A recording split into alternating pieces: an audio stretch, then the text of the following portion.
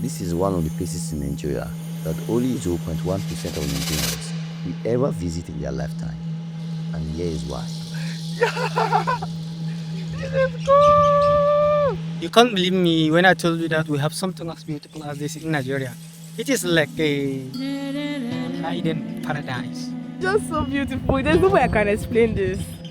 As someone who loves to travel and explore different parts of the world, I've always been fascinated by African regions. And Nigeria is often talked about as a country with incredible tourism potentials, but I never truly understand what that meant until I embarked on this journey. This was the craziest, most eye-opening trip I've ever taken.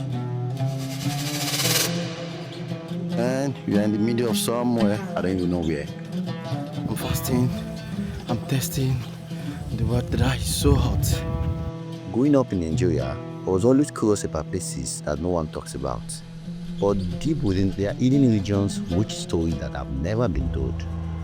70 people on top of that. On top of that, like 70 people. Yes. So you can't, that's crazy, you can't imagine.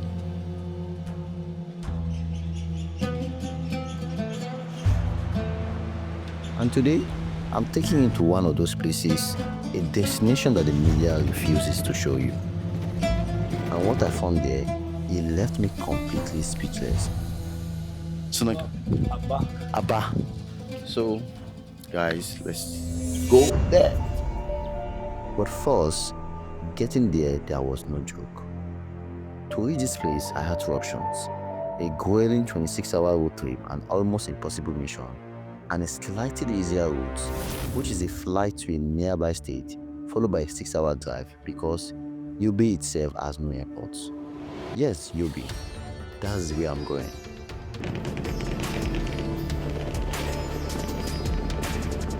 Dre of one of the gun trucks captured from the Boko Haram terrorists when they attempted to invade Gedam town in Yobe state. Attacked Gujba town, which is 30 kilometers away from Damaturu, the Yobe state capital. But Yobe is not just any state. It was once considered one of the Nigeria's most dangerous places. They helped for Boko Haram insurgents. For years, the name Yobe brought fear. The stories of violence made it seem like a place no one should ever step foot in. So what does it feel like to drive through this region for hours?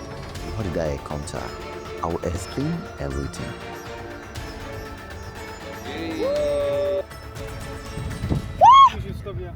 I took a flight from Lagos to Kano, the largest commercial city in northern Nigeria. From there, I met up with two friends, Otange and Chef Derin, who will be embarking on this journey with me. You know you're in the northern part. Look at my guys. Alhaji. Alhaji. Hello. And this is Pharouk. Pharouk came to meet us, guys. Oh, okay. All right. Sadiq. You are the one going. So, Fauziat and Abi. Yeah. Habibi. We're not going alone. Our tour guide for this adventure was Bag, a well-known local tour guide, also known as Biography. In all my travels, I have never gone beyond Kano, and now I was about to venture into a completely uncharted territory, northeast Nigeria. This was a big moment for me. The journey was long, stretching through vast dry land. The temperature and landscape shifted as we moved deeper to the northeast. A reminder that Nigeria is far bigger and more diverse than what we see on a map.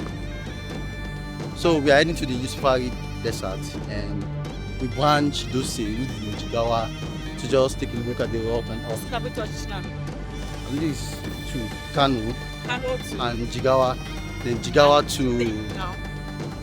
to Yusufari.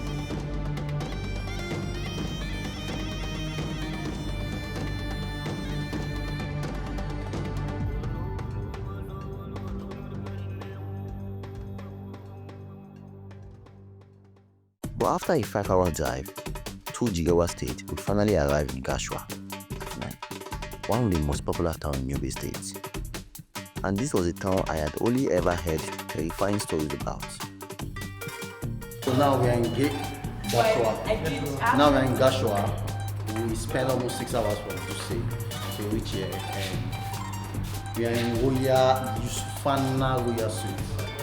Yeah, I think it's nice. not bad. 20k per night for now.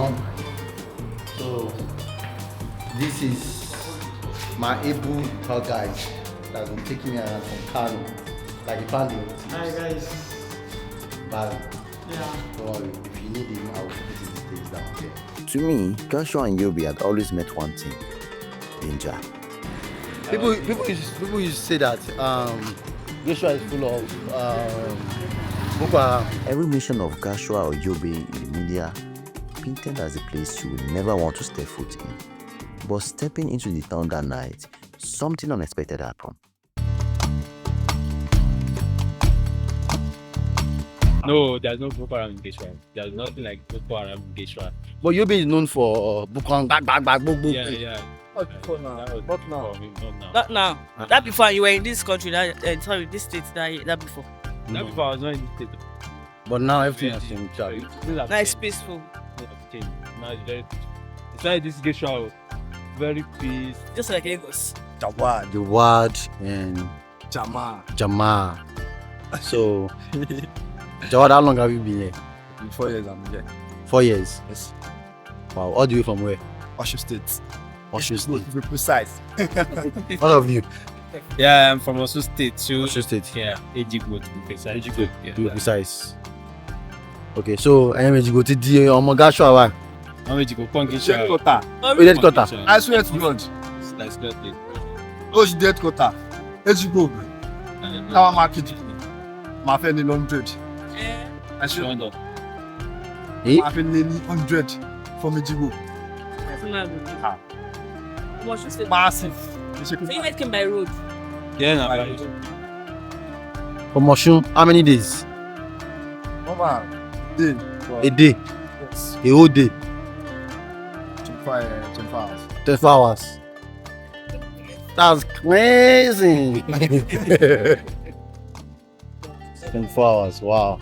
Yeah, but you don't go to the state anyhow. no. Ah. So when did you go home? Just once. Hey. Oh shit. You want to check Geshua nightlife? Yes. We're exploring Geshwa. Nightlife, Abi? Yeah. The nightlife was alive, the streets were not what I imagined. People were moving freely, laughing and living their lives.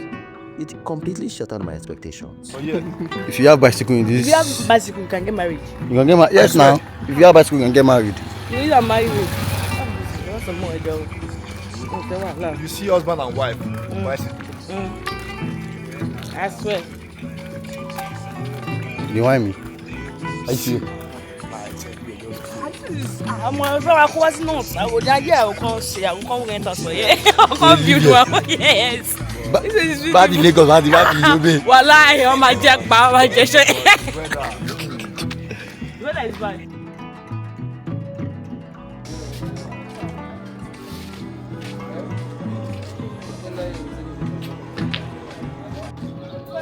Restaurant. We are in nightlife in Geshwa, one of the popular and largest city in Yobe State, one of the regions that is known for being Boko Haram. So, to me, it's kind of very peaceful.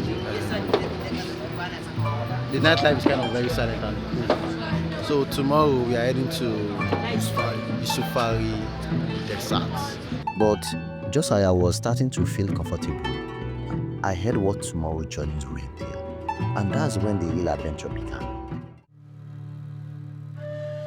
At dawn, we set off toward Yusufari, a small town at northern edge of Nigeria, bordering Niger Republic. We are going to the desert, and I think it will take about, I don't know, maybe an hour, I don't know yet. So, let's move to Yusufari Desert. The drive was surreal, endless stretches of dry and empty land. No signs of modern infrastructure and air silence that made the journey feel like something out of a movie. So I can't wait to see this safari. I just hope it's as beautiful as what she sent me in the pictures. So I can't wait to see the sun. It's all dried up. It's cold. It's cool and dry. Good morning. So guys, we are at Yusufari, and from Yusufari we want to change car, which is the launch. The Toyota was like, then to the next one. To see how it goes.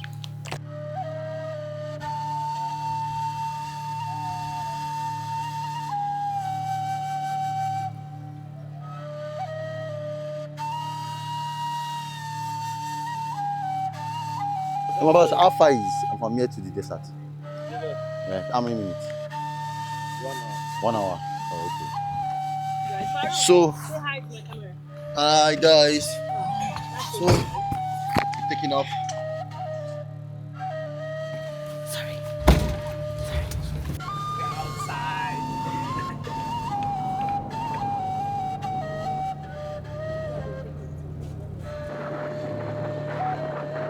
So this is the journey to Sando.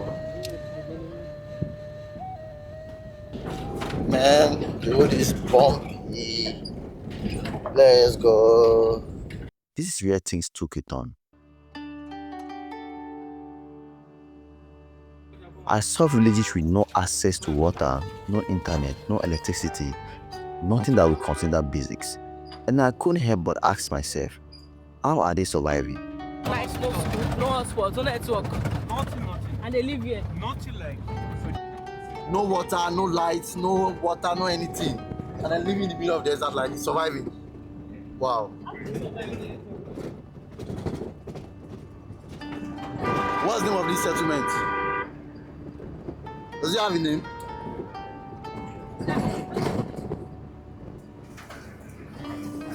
But then something hits me.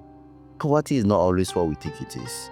From an outsider's perspective, they might seem poor, but in their eyes, they might actually be living their best life, free from the noise, pressure, and stress of modern cities. See land, like red sand, and these palm trees, everything is just wide, like wide. Hello, your name? Sunak. Abba. Okay. Where are you from? Like, where is he living? Like. Yusufari. Okay, but you used to come here very well. What did he say? He used to come. Very well, right? That is his job. That means he knows the place everywhere. Wow, this is what you do for a living, to be on the top of this thing and move like that. You don't used to be afraid. You don't used to be afraid, like being on top of it. Of course not. You used to be afraid. What do you say?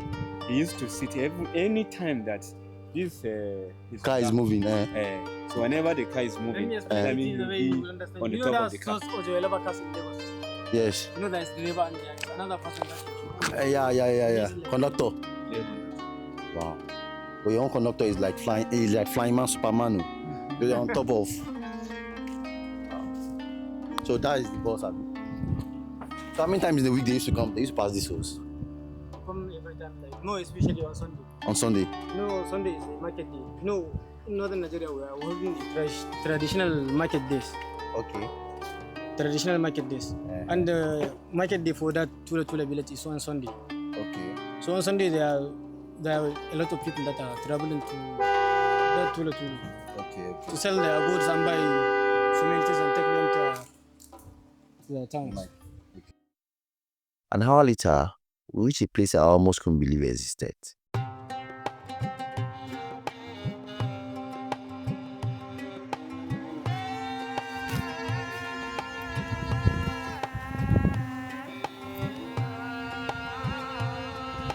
Man, our car is stuck.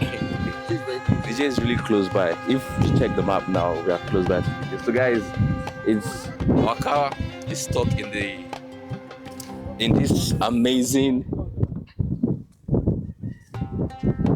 Guys, look at that. This is amazing, guys. So we can't wait to get out of here. Yeah, there's an oasis there. Let's even use time. Maybe use time. Hey.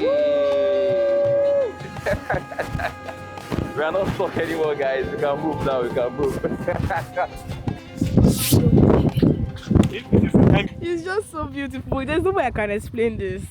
I'm currently in this place where is 0.1% of Nigeria I've never visited. And this is Tulu. deserts in Yobe State. Man,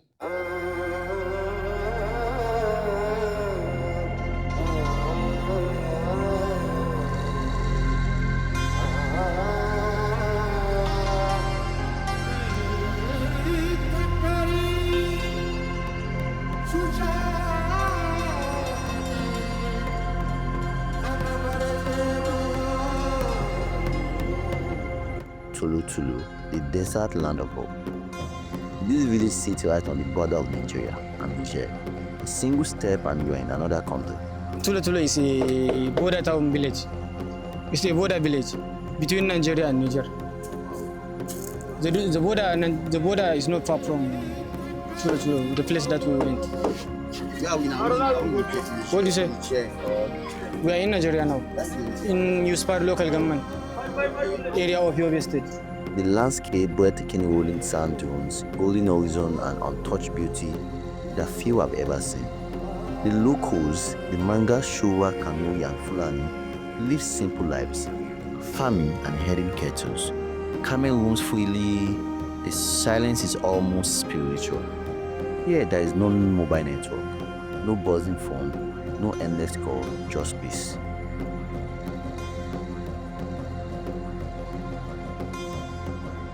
It's called oases. Yeah. It's beautiful. The areas is low area. What you mean, low land? If you look at the surrounding area, it's high. Yeah. And it is surrounded by what? By the desert. So all this high mountain is made by the action of wind in the desert. Yeah. So if you look or if you enter into the deep area of desert, you will see some pictures which was as a result of wind. But as I thought I had seen it all, our tour guide told us about somewhere even more mind-blowing. We took another hour of bumpy drive deeper into the desert. And then I saw this, which made me so speechless. If you look at the map now, you just like you need just two more places before you reach Niger. Wow, what is this?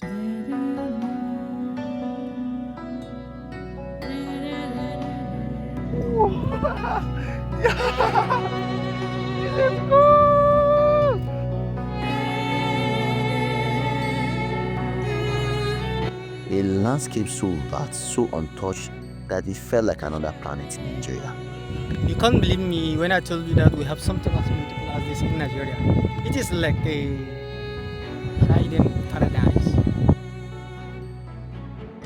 Despite this incredible beauty, almost no one in Nigeria knows this place. And here is why. One, lack of awareness. This desert has never been promoted as a tourist destination. Even most Nigerians don't know it exists. For me, I can't believe Nigeria have. Yes, sir, because it is closer to the Nigerian Republic. Okay. So if you enter into the Nigerian Republic, you find this type of structure, more of this. Okay. Second one, difficult access. The roads are terrible and there is no easy transport except on the market day. I think the Nigerian government or Yobe State government can do the needful by providing good road from maybe yusufari to major villages that are close to that desert. This can boost tourism and it can boost the economy too. The only thing is to come to this place is very difficult because there is no road. There's no. You see how much we suffered before we arrived at Yeah. this place. So there's no any vehicle that can be able to come here. Yeah. Only special vehicles like that truck that we enter. It has special tire. Yeah. So if not because of that, you can't come here with your private car because the sun will hold it. Third one, security concerns. UB has had a trouble past and while things are better now, people still associate it with danger. Please subscribe to my YouTube channel. Yeah, these places are beautiful places in the northern part that you can visit. That's if you're not stick to the narrative that was given out there about the northern part. But if you're good and you believe there are good people everywhere, you should come here. Those are good people. Yes. Of course, most of the things that make people to be afraid of coming to the north is insecurity, especially in the northeast. Because they don't feel safe. Yes, especially in the northeast. But we thank God that this place, right from the time we left Jigawa Dutse, up to Gashua, and to this place, Yusufari. So we didn't meet anything that Sound is so fine. make us to be afraid. So, but what government should do to reduce this issue is to construct good roads that will link from Yusufari up to these places, so that you can link to Niger Republic. Yes, because there are some borders that are hidden, and even the security officers cannot go to the place. So the borders are often in weapons can be imported through these small borders. Fourth one, no tourism infrastructure. Unlike Morocco or Namibia, there are no hotels, no guided tours, no facilities to make this place tourist friendly. This is not just a missed travel opportunity. If properly developed, this desert could transform Nigeria's economy, and ask me how. Tourism will bring jobs, investment, and infrastructure. This could be Nigeria's own version of Sahara tourism boom in Morocco. Namibia turned its desert into a global attraction. Why can't we? I can't imagine this kind of potentials being wasted. Like, it's very sad. In my experience, exploring Yusufari Desert was unforgettable, one of the rarest experiences of my life. Park Desert, and I can't believe this. Nigeria is so beautiful, honestly. But I'm fasting, I'm testing. The weather is so hot. Like, it's crazy, man. But this is beautiful and once in a lifetime experience. And I love it so much. Man, I love this. I feel lucky to be among the 0.1% of Nigerians who have witnessed this beauty. But I also feel a deep sense of loss because this place has so much potential, yet it remains ignored.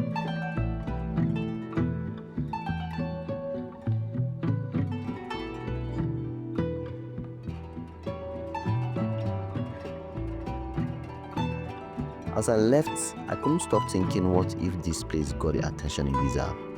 Please subscribe to my channel for more mind-blowing and travel stories like this. Hit the like button, drop a comment and share this video. And I will see you in the next one. Thank you.